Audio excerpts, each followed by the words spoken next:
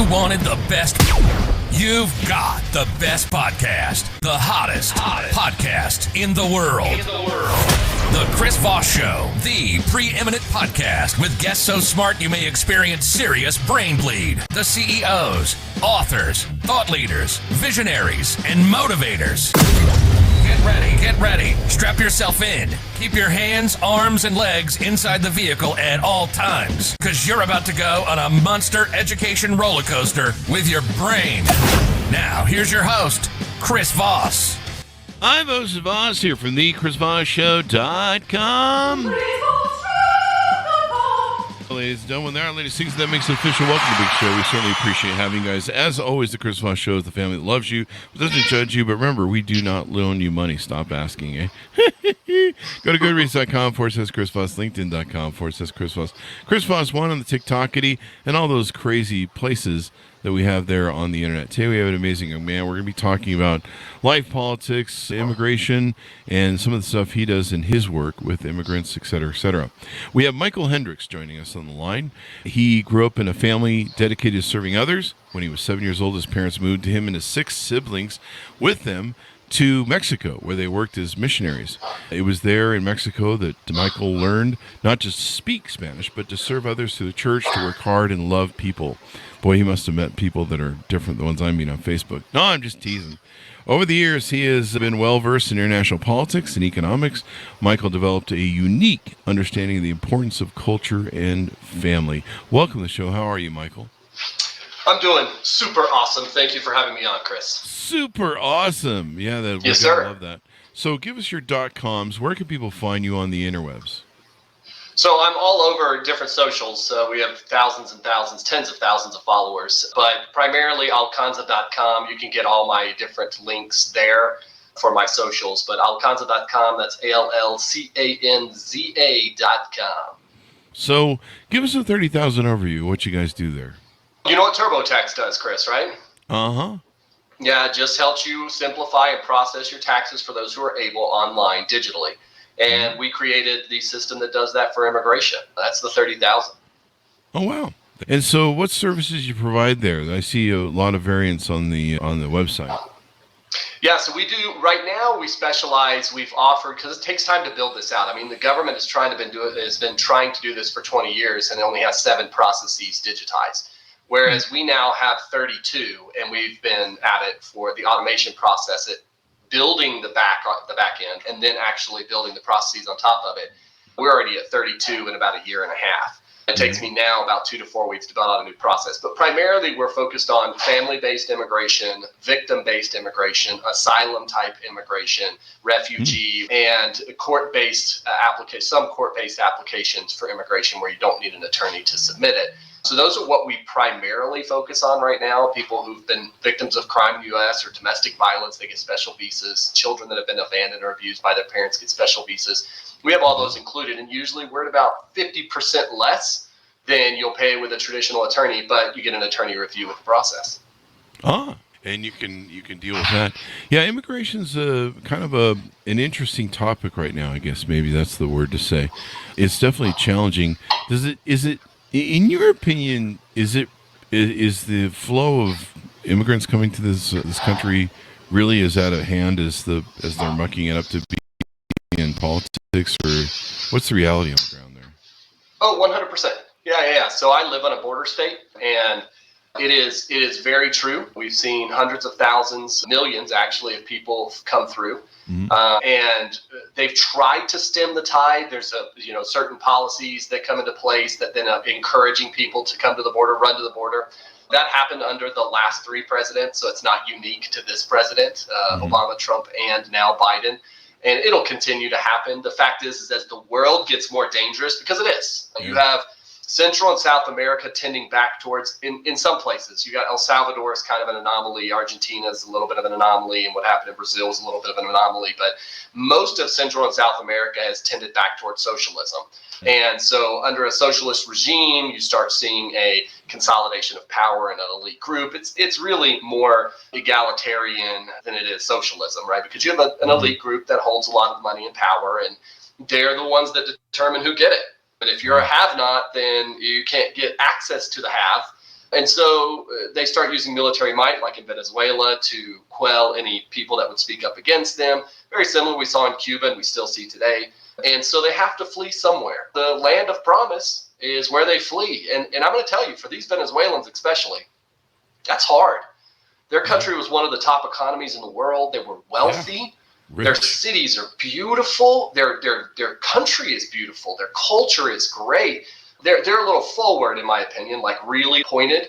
But other than that, the culture is awesome. And for them to have to flee their country, this is a really hard decision. Many didn't even want to apply for asylum because with asylum, if you get it, you can't go back or you lose it. Yeah, it's very difficult for people. I didn't know that you lose your citizenship in other countries when you accept it. No, it's not that. So you can be abandoning your citizenship in other countries, but that's not what I was saying. What I was saying is that asylum in the U.S., you're saying that I am under direct and imminent threat for physical bodily harm or death in my country for X reason, because I belong to an X group, right? A social group, a political group, something like that.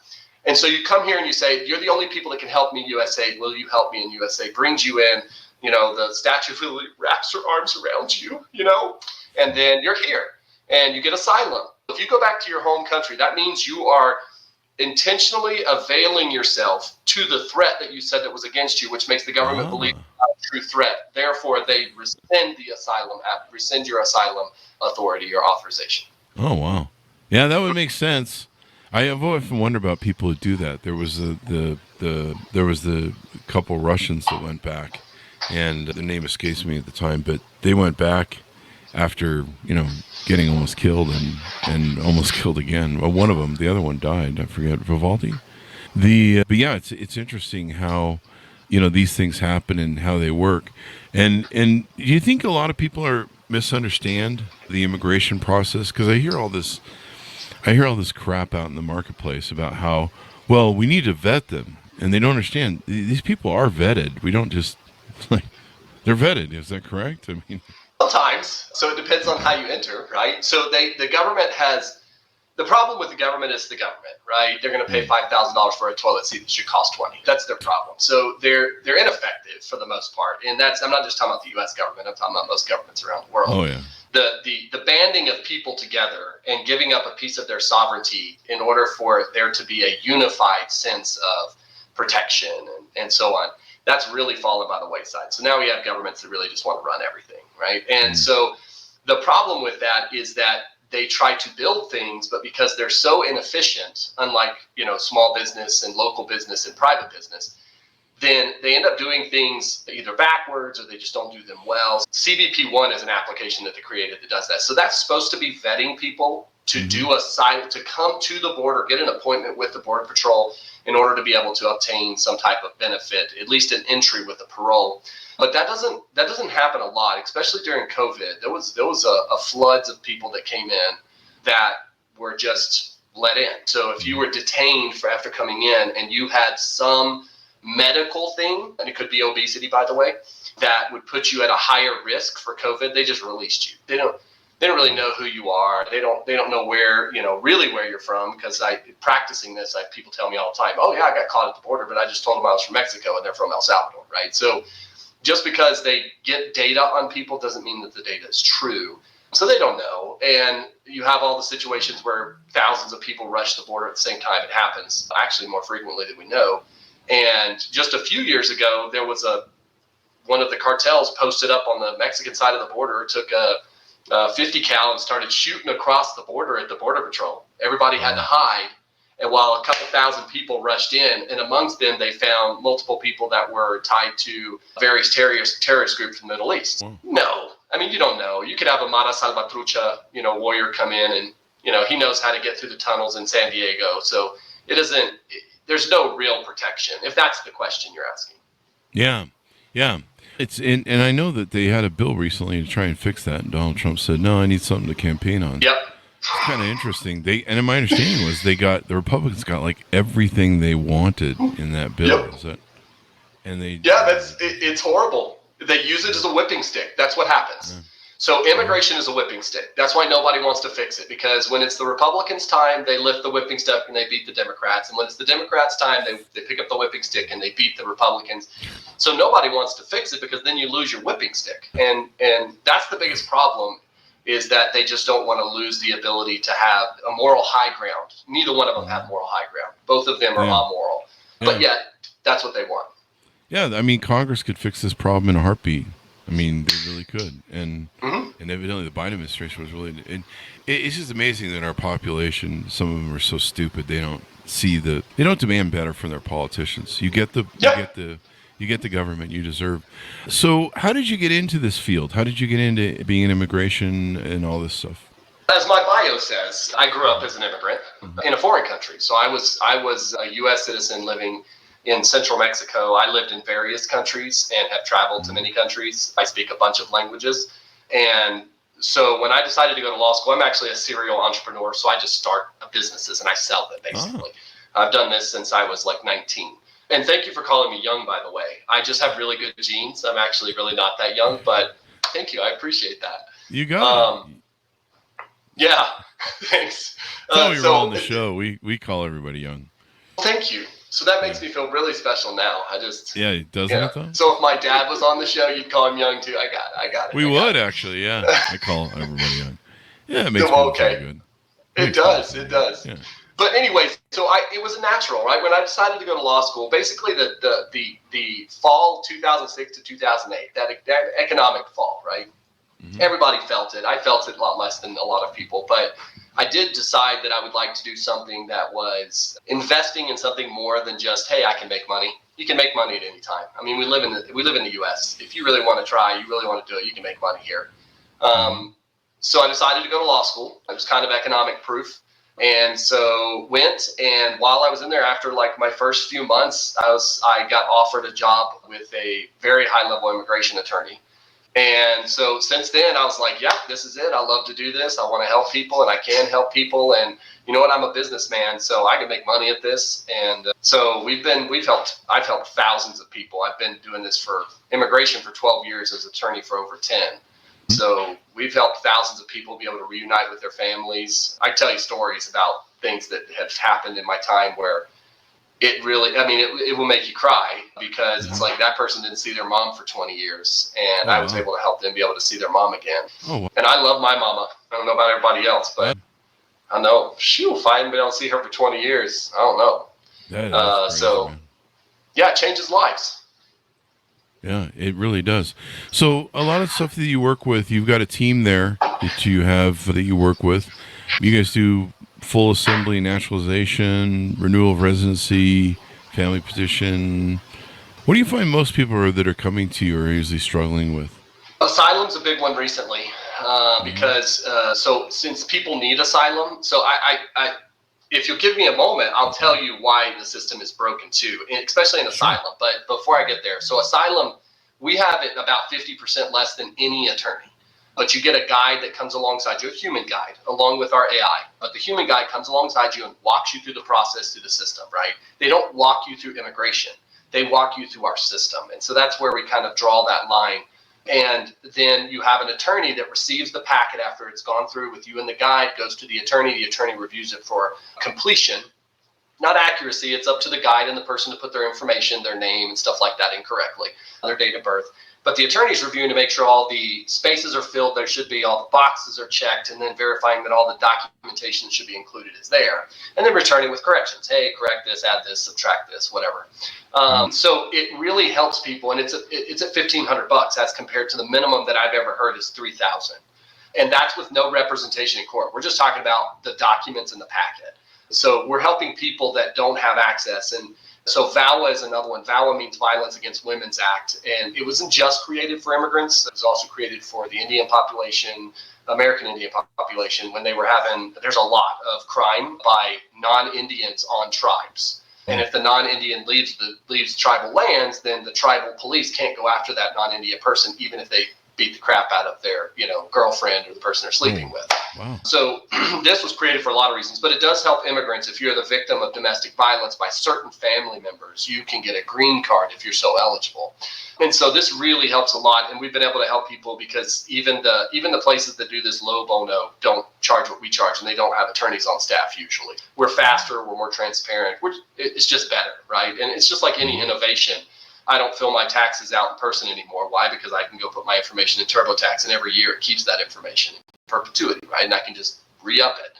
But that's really what we're seeing the most of right now. We get a lot of green card applications from U.S. citizen children to their parents. So we get a lot of that. But we've already done thousands of applications. If you heard me, I said I've done thousands of applications in my 10 years as an attorney. And just my automation went live in January, and we've already done 1,000 applications since then. Oh, really?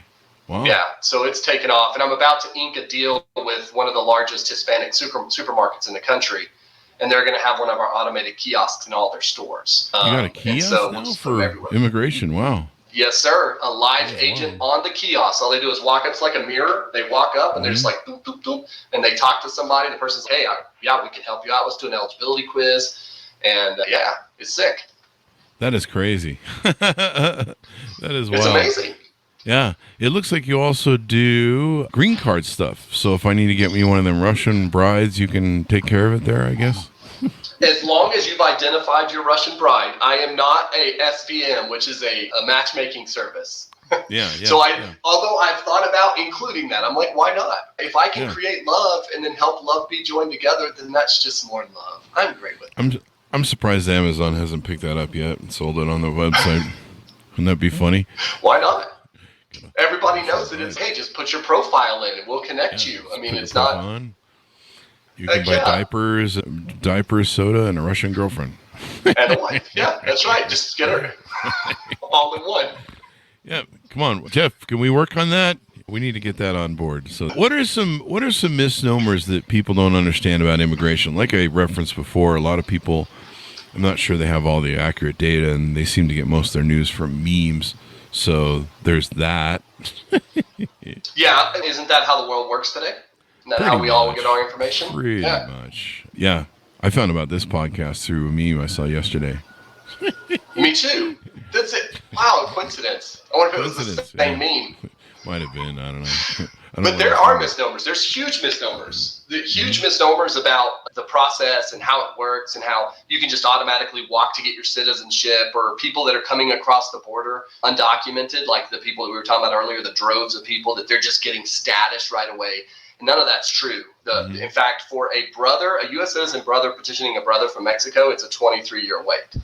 That's not immigration. Shit. That's 20. Yeah, that's a jail sentence. I mean, that's a prison term. You can't run an effective. So if we look at changing the aspect, right? When you look at deterrence theory in criminal law, and you're looking at how do you keep people from doing it, one of the ways you keep people from repeating crimes or wanting to commit a crime is by what's called celerity. So the crime happens, now you have to punish the crime quickly. This is one of the fallacies of the U.S.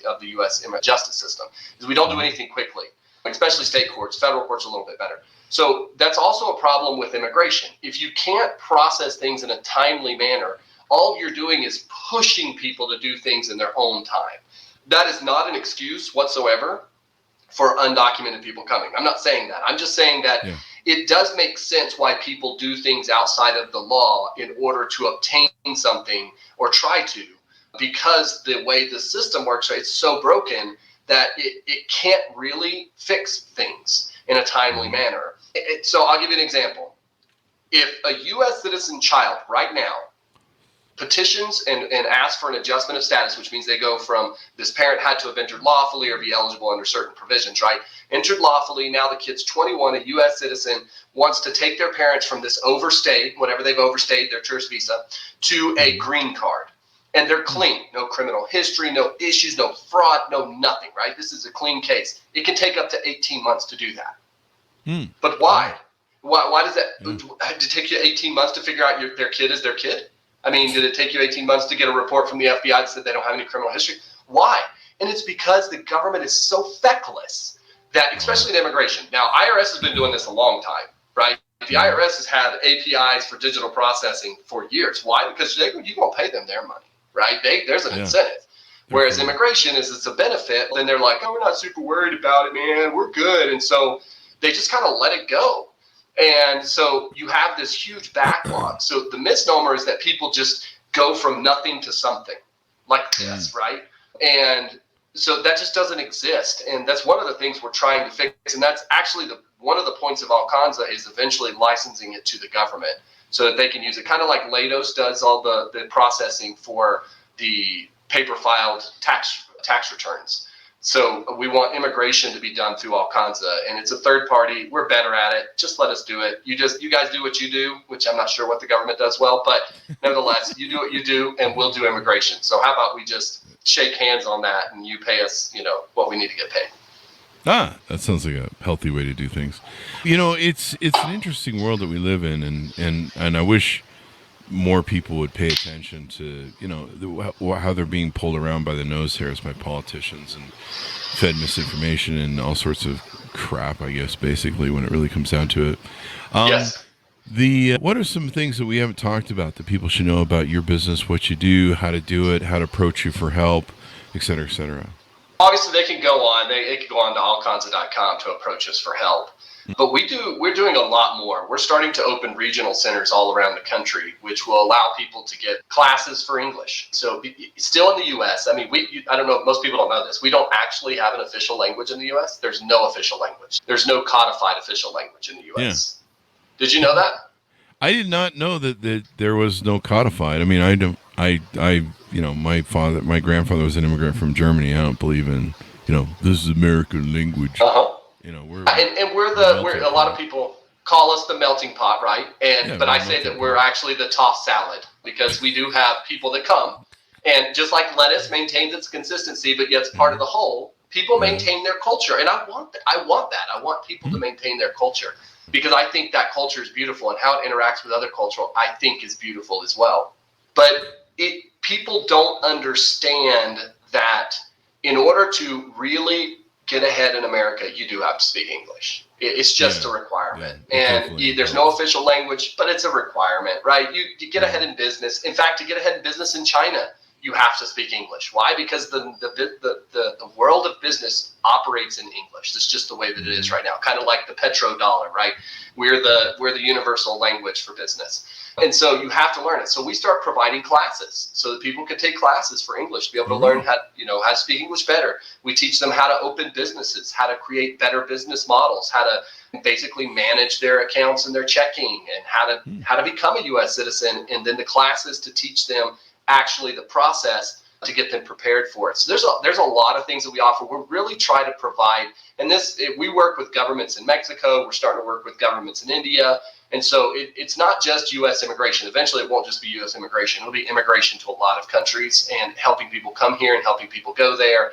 And that way, we're able to provide the richness of culture across the different divides. Because I believe there have to be borders. There have to be. I know that some people are like, no borders. And I'm like, part of the definition of a nation state literally is fixed borders. So you have to have borders, but that doesn't mean you can't provide a simplified way of being able to share your experiences and knowledge. But that's something that we do. Did you see the tweet by Elon Musk the other day? It was just a few days ago, I think, where he said the U.S. we should create and use our immigration system like a professional sports team. No. We should always be recruiting the best players so that we can win. And I'm like, so that sums it up pretty well. I'm like, that's an accurate statement, right? But his best players and my best players may be different, because I will say, if anybody, no matter who's elected, if anybody tries to do mass deportations, we'll cripple the economy. Expand 70% of all roofers. Yeah. What's that? Yeah, expand on that, if you will, because that's being kicked around right now in politics, and people seem to think that's a possibility, I guess. And it's not. First of all, do you know how much money you'd have to spend to find and deport 11 million undocumented? That's 11 million. That's the number the government gives. That's not even close. It's more like 30, maybe even up to 50 undocumented people. They're hiding in the shadows. How would you know? They're not signing the census and sitting back saying, hey, I'm here undocumented. So It's just guessing, right? And the problem is that, first of all, financially, that would be impossible. Secondly, you'd have to hire judges like nobody's business, and nobody wants to be an immigration judge. It's a super boring job. And then the other side of the coin is the economic. And one thing you can say about the former president is that he's an economics guy, right? That's what he looks at. That's his focus. Whether he's good at it or not, that's opinion-based, but that's what he focuses on. And anyone who has half a brain looks at the economies and says, okay, let's see which economies would completely crumble if we didn't have immigrants. One of them is the farming. We have huge amount of immigrant labor that comes in or that is here, and they're the ones that pick our chilies. I say chilies because I live in New Mexico. We have the best green chili in the world. Right? Those green chilies they barbecue or they roast on the side of the road. Oh, man. Wow. Oh, yeah. You can smell it coming down the road. Oh, you have to stop and get a garbage bag full of them. Yeah, fall is here. Yeah. So we got chilies. About Albuquerque, yeah. I'm telling you, it's horrible for crime, right? If you're gonna get your car stolen once a couple years. But yes, we're the auto theft capital of the United States. Really? Violent crime. It's bad here in Albuquerque. Green chilies, wow. Yeah, you'd think people would be happy. You think they'd be happy? I'd be happy. Yeah, I know. I love roasted green chilies, and I slide the mozzarella stick up them. The mozzarella sticks you get for kids. You blast off the skin, and then you bake the mozzarella thing. And, oh my god, you put some pepper flakes on it. That's a chile relleno right there. Dude, I could eat that shit all day long. Like I could live on that stuff. I'm pretty much. Of course, your stomach can't handle that all day long because then you'll be doing what you just said. I'd eventually, my stomach would be like, "We're fucking done with you, buddy." So, yeah, I'm done. Can you stop, buddy? I'm finished. Yeah, it's interesting. I always talk to people because it's funny how the same people who want immigrants mass deported. I had COVID 3 weeks ago. I'm still getting over it. The people, still trying to get my voice back. The people that want the mass deportation, they're the ones complaining about the prices of food and stuff. And I'm like, do you understand how much the migrants help keep costs low for food? Like if you're complaining about inflation now and you want to deport all the migrants, you don't know what's coming, do you? You won't get food because scarcity, right? So then all of a sudden the cost will go up, and then the demand will continue to be the same, but the cost will go up, and there will be scarcity, which means that the economy wouldn't provide you as a lowly you the product that you're looking for. But for instance, 70% of all people that do roofing, just take the industry of roofing, right? Huge industry, take it, 70% are immigrant. Out of that 70%, 50 total percent, which is 50% of all the group, they're undocumented. And construction in general is about the same numbers. So I don't know if people remember during COVID, but during COVID, you couldn't get lumber, you couldn't get windows, you couldn't get anything. It shut down construction to where it would take you. I have a friend who started building in like September of 2020, and he still doesn't have his house yet. Yeah, and it's not a huge house. It's like 2,400 square feet. It's not like a normal size house. Wow. Yeah, so that would be all the time in the U.S. So you want to bring the economy to a screeching halt, then try to do mass deportations. Aside from the cost, I mean, it would be billions and billions and billions of dollars in order to actually have enough personnel to pull that off. They're already like 5 to 6 years behind in the immigration court system. And I don't know if you know this, but we did mass deportations at one point in the 80s. And we would take people in huge tents. We would set them up. We put an immigration judge at the front of it, put up that's your honor, right, the desk. Yeah. And he'd sit there with his bald white head, right, and be like, hey, I'm deporting all you people, right? Boom, he hit the gavel, and 500 people were deported like that, right? What ended up coming from that is we send them back to their country, Guatemala, Honduras, Nicaragua, and El Salvador primarily. And that was the few years that the Mara Salvatrucha was come up, the MS-13. Most people don't know that. Oh, yeah. So Mara Salvatrucha is actually from El Salvador. They were there. And what happened was you sent them back to a country that had nothing and was just devastated by war. Soon enough was going to be devastated by earthquake and devastated by hurricane. So you sent them back where they had nothing. So what did they do? In order to make money, they started stealing from other people. Then they got good at it. And then they moved. They migrated from there. Now the whole setup is in Cancun, Mexico. and Quintana Roo. So when people talk about having problems like, oh, you have this MS-13 gang member just killed 5 people in an IHOP, it's, that we kind of caused that.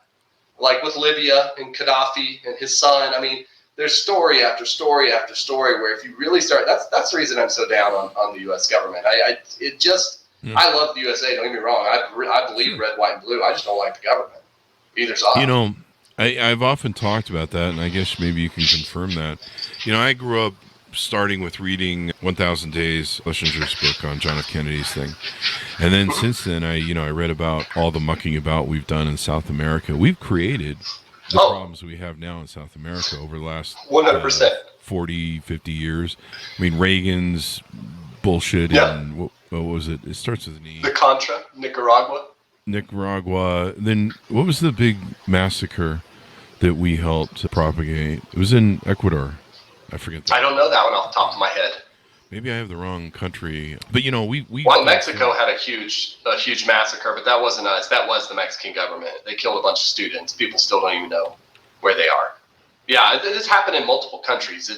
And most of it has to do with U.S. government interests. We may not have been directly involved, but we were the catalyst for a lot of it. And so, I mean, you look at the whole time that we were in El Salvador and Nicaragua and the time we were in Colombia, the war on drugs. Don't get me started on the war on drugs. I actually like Reagan, but the war on drugs is the dumbest thing we could have ever done. You tell a kid something's wrong, and then all of a sudden the kid's going to want to do it. And if you had just educated people and been, hey, here's a safe place, because it's like penalizing a thought crime, right? Mm-hmm. It's like I haven't actually done anything illegal because I haven't actually hurt anybody. I consumed something for myself, but I didn't hurt me yet. Now, the thing you have to go in tandem if you legalize everything, which I'm not in favor of drug. I've never done a drug in my life other than caffeine, right?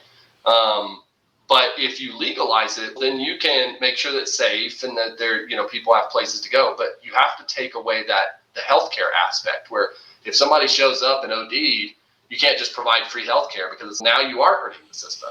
Like you drive down the road and you kill somebody in a car accident. Now you're going to get thrown under the jail. Why? Because you did something that put yourself in a situation where you harmed someone else. But telling me that I've committed a crime by putting something in my own body, dude, that's crazy. Yeah. That's crazy. It's the world we live in now. That's not constitutional in any way, shape, or form. Yeah. What if we just did you say sometimes it could take 30 years to approve people. I mean, I'm a big believer in taxation because I get taxed being an American. Why don't we just say fuck it and just blanket driver's license, blanket Social Security, just get these people taxable so we can get into the system, we can get part of the money that they're already earning. We can, of course, we can raise some of the issues. Like, why don't we just do that? That seems like that would just be like a nice just do it once and just clear out all the background. It may put a rule in that says, if we find out you're a really bad person beforehand in another country, we will revoke your status. This is a U.S. government. We can do anything we want. Yeah. But it seems like that's really the thing to do at this point, at least to eliminate the backlog and start over. Maybe, I don't know. So what you just said. You sound like Reagan. What you just said was exactly what Reagan did in 86. So he set an amnesty in place. And what he told, at that point, he was a Republican president and Democrat Congress, right? And he said, we'll do amnesty, but you got to secure the border. Because what happens is if I tell you, hey, eventually, if you come in, if you wait long enough, eventually I'm going to give you a status. Then what happens? Everybody's, I'm going to America, right? I'm going to Disneyland. So they come in droves, right? Because they're like, eventually they're going to wear down and they're going to give me a status. So you have to do it in tandem with something else, right? You have to improve the immigration system overall. You have to improve the border, which, by the way, technology is better than a wall. In remote areas, a wall is great because it actually keeps people from getting in as long enough for somebody to arrive or technology to alert. But in most areas, you don't need that, right? You need technology that senses stuff and so on. So they're doing some of that stuff, and that's fine. But you have to have it in tandem with other things, border security, but you also have to improve the immigration system overall. And here's the problem. There's a guy that does he's on YouTube, and he does speeches where he shows the population of the world and marbles. I don't know if you've ever seen it where he puts a marble I think in. I have, yeah. I think I've seen that. And he shows how if you were just to say, hey, we're going to make immigration processing just open, right? We're just going to, if you apply, you're going to get approved. It may take a little while, but you're going to get approved. So he shows how that's not possible, because what happens is you end up having one part. It's kind of like of a virus. A virus runs to one spot, right? And then consumes all that's good about it and then has to leave because there's nothing left there. And we see this. So we see this in geography and in topography in Mexico. So I don't know if you've ever been to the pyramids in Mexico. Have you ever been to any of the pyramids in Mexico? No. Okay. So there's a pyramid group called Palenque. Palenque is in Chiapas, Mexico, and it was discovered about 50 years ago. Some white guys like chopping through the forest and, oh, there's a pyramid, and literally a whole grouping of pyramids that was consumed by not the forest, the jungle. And what it was is the Mayans, the expert builders and engineers that they were, that this is what they would build. So what they would do is they would settle in an area, they would take down all the forestry, they'd put up their pyramids and set up their civilization. But within about 50 years, that's a rainforest. It rains all the time, which means if the rain is falling, the topsoil, if there's no trees to help slow it down, the topsoil flows away, and then you can't grow crops there anymore. So after 50 years, they had to be like, crap, we have to move to another place and destroy it. So that's exactly what they did. And that's exactly what would happen in America. So how do you fix that? You make it to where you have a merit-based plus family unity hybrid system where it's, we still put some focus. You get rid of the brother to brother. That's not an immediate relative. Like, just don't have those petitions anymore. You're not going to petition your siblings. That's another family. But you can help your parents, you can help your kids, you can help your spouse, right? And so you consolidate a little bit more, and then you say, hey, if you are a person that's willing to work labor, and we need that labor in specific industries, then we're going to do it. Right now, they don't have that. They let you come in, but only in seasonal industries. Oh. So they're like, hey, we need people to pick chilies, but you can only be here for 6 months, and then you got to go home. And it's, nobody wants to do that. A lot of people want to live in their home, and if they can come work and everything, but you do this after a while, and it's, I brought my whole family, they've been raised here, we've been educating people. It's like the DACA kids.